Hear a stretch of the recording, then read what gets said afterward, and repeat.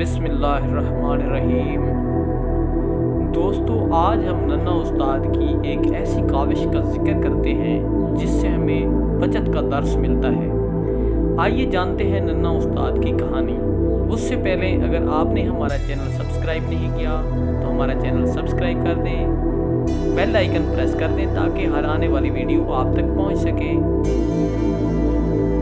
शहद एक बेहतरीन ग़िज़ा और दवा है। इसका इस्तेमाल हमारे जिस्म को चाको चौबंद और तवाना रखता है। शहद को शहद की मक्खियाँ अपने छत्तों में तैयार करती हैं और उनके छत्ते घरों में, दरख्तों पर, पहाड़ों पर होते हैं। ये छत्ते अंदर से छोटे छोटे मुसद्दस शक्ल के खानों में बटे रहते हैं। इन्हीं मुसद्दस शक्ल के खानों में शहद भरी रहती है।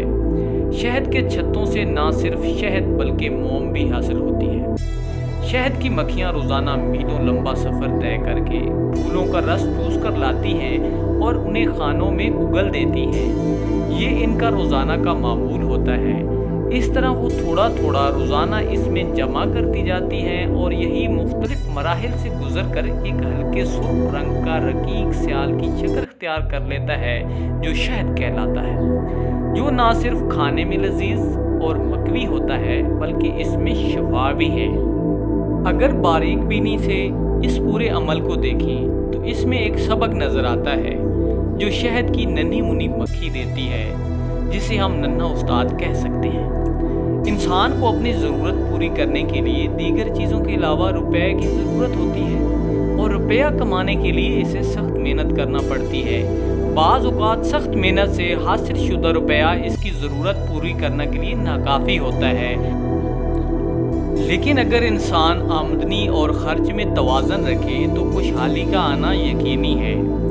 लेकिन अगर वो इसराफ को अपना शार बना ले तो मुफलसी और कलाशी इसका मुकद्दर होगी।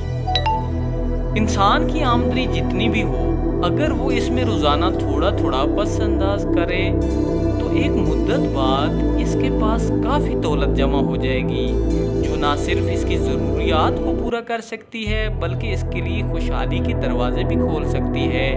ये सबक हमें नन्ना उस्ताद देता है। बेशक अगर रुपया कमाना अहम है तो बचत करना उससे भी कहीं ज़्यादा अहम है। Thank you.